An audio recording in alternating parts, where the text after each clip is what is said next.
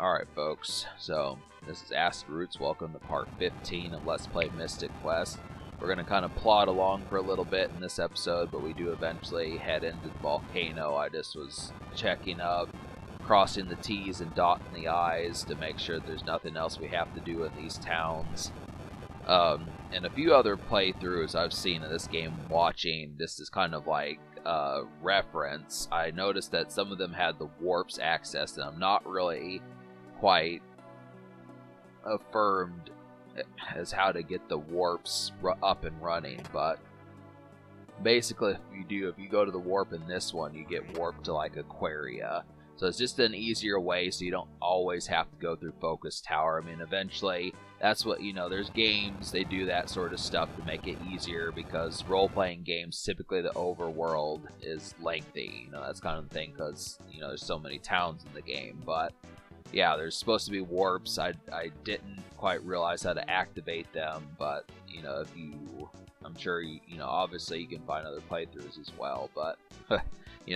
I know it's not like the healthiest, it's not the healthiest Let's Player tactic to advertise other things, but at this stage, you shouldn't just be watching one playthrough of Mystic Quest. I mean, really, you should come back to this like in 3 months after you finish watching all these.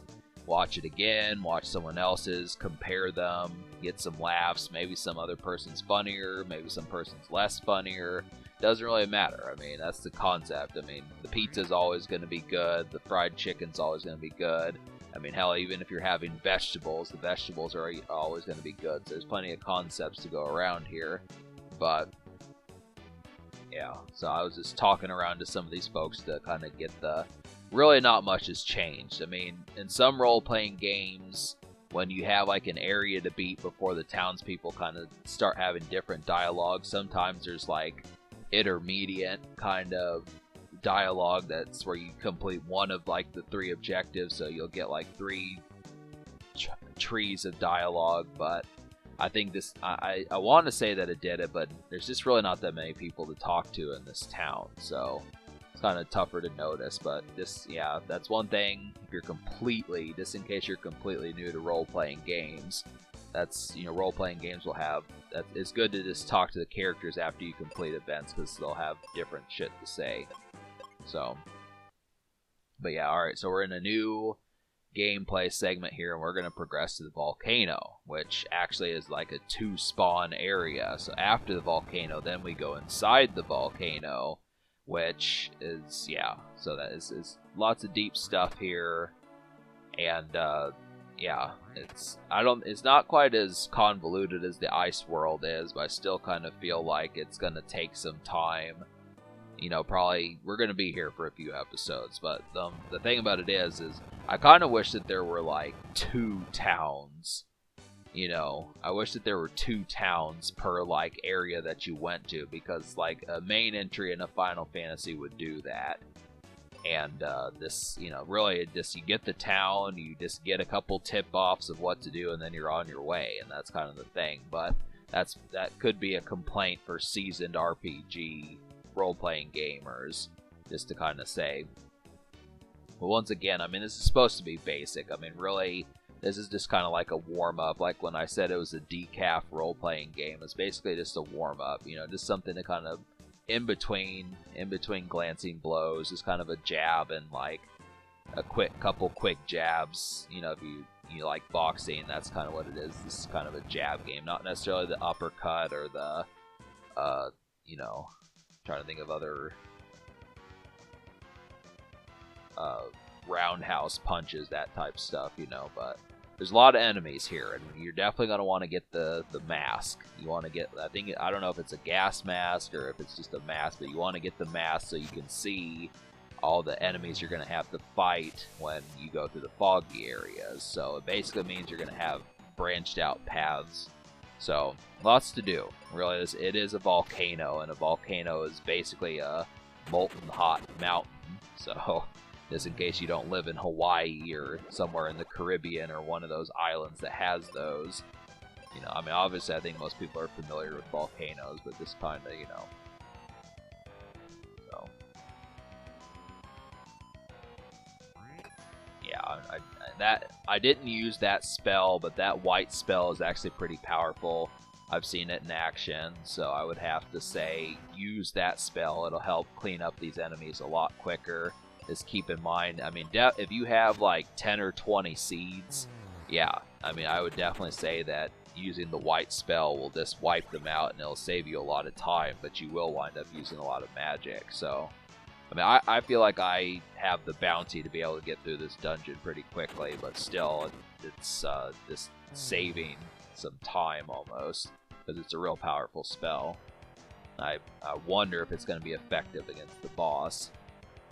So,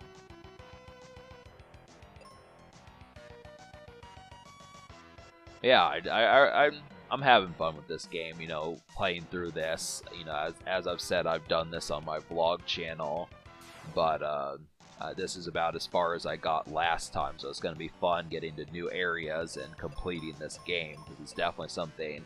It's going to be a real prided thing to have a completed role-playing game, just because I always seem to run out of patience right as the game starts to get good. So, we'll see how that goes. But yeah, so I'll tell you about something I did today. So just like 30 minutes, an hour ago, I watched like a trailer for a video game that's getting ready to come out. And this is the kind of stuff, I mean, these games are 30 years old, approximately 30 years old and such, but there's a Ninja Turtles collection coming out for like all the video game machines called the Cowabunga collection, and I kind of had to say and stuff.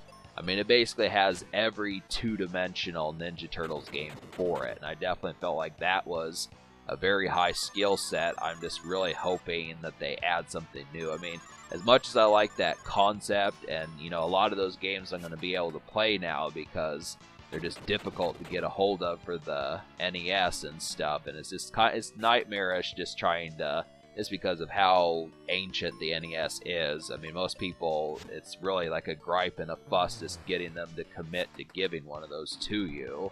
And then on top of that, the Ninja Turtles were, of course, gratuitously absent from the NES Classic Edition that came out a few years ago. So this is really the only real way to play all those Ninja Turtles games from the 80s and 90s circa 2022, unless you just have a perfect condition NES and Super Nintendo and such. But it's a great round of games. I'm probably going to wind up buying that. It is going to come out for the Xbox One, so hopefully I can mess with that and play some of those games I've been waiting for years. And I don't want to say years like I didn't have the money, but it's just the difficulty of doing it. Because for one thing, you know, like video game stores in my town don't ship. If they have an NES but it's in a different town and your store brand has it, you have to drive to the town to get it. And with Cobalt having one of the cars and, you know, stuff like that, it's just difficult to make the travel with that sort of acumen. So it's just like, I mean, really, it's just easier to wait for a collection to come out, but it's really dastardly, because I would like to mess, of course, with the NES more. It's something that made many appearances on my vlog channel, but yeah. So I'm going to mess with that. And then also on top of that, Shredder's Revenge, which is a brand new two-dimensional Ninja Turtles game, is coming out. So I'm looking forward to that, but they've been delaying that for 2 years now. They've been talking about it. I don't know why a game that's probably about the size of a Super Nintendo game is taking this long. I mean, I partially blame COVID. It was fine like a year and a half ago because COVID was running rampant, but now it's like, you know, we need to kick this into high gear. I would like for them to do a Final Fantasy collection. They need to do like all the two-dimensional Final Fantasies and then just make another one. You know, I wouldn't see what the problem would be with just calling it like Final Fantasy 2D or something. Like having Final Fantasy 4, Final Fantasy Mystic Quest, Final Fantasy 6, all 3 Super Nintendo games. You could even throw Chrono Trigger in there. And then just, you know, Square Enix could make like a brand new two-dimensional Final Fantasy with like the graphics engine from like the Super Nintendo and stuff. And it just would be a lot of fun. I would buy that if they were to make a new two-dimensional Final Fantasy. I don't know why they don't do it. It's a brilliant, that's $1 million idea, I guarantee it.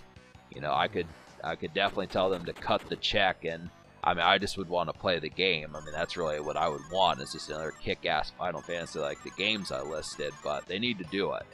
I don't know why. I mean, they're on like Final Fantasy 15, Final Fantasy 16, but they're never going to have the flair or the pizzazz of Final Fantasy 7 and 8. The 3D ones just, to me, won't have that. They're just getting too large, and I thought that Final Fantasy 12 was too large. I mean, I would suppose it's a great game, but those just are too deep. I mean, this game has the perfect length.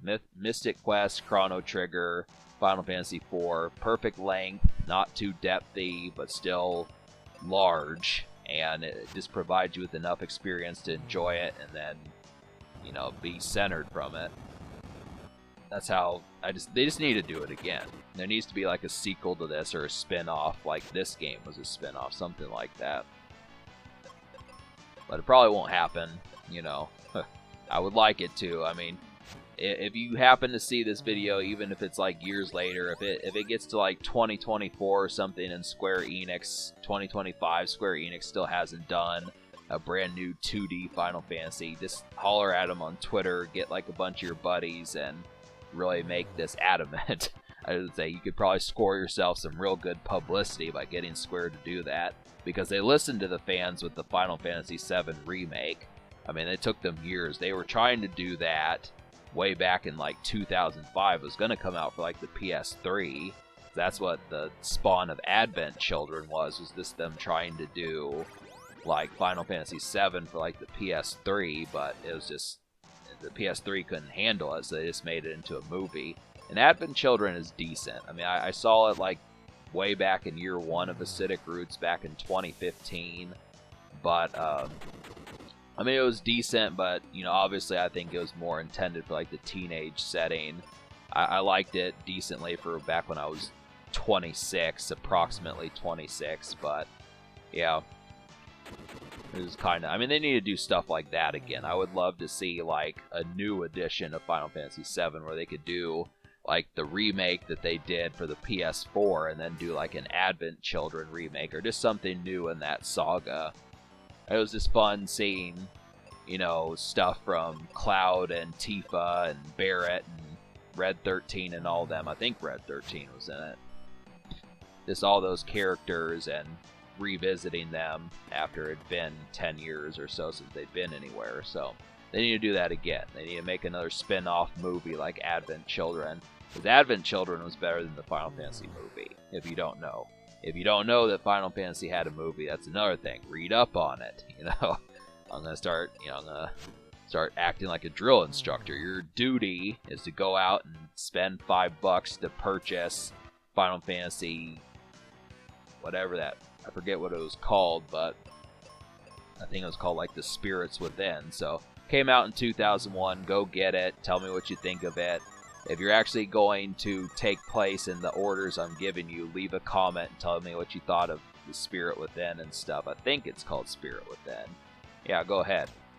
I mean, I've seen patches of the movie, but I wasn't too big a fan of it just because it kind of was like a coming-of-age movie, it seemed like. A lot of video game movies did that, but yeah, it'd be interesting to get some comments going on that sort of stuff, just to spark that. But definitely we need another movie like Advent Children.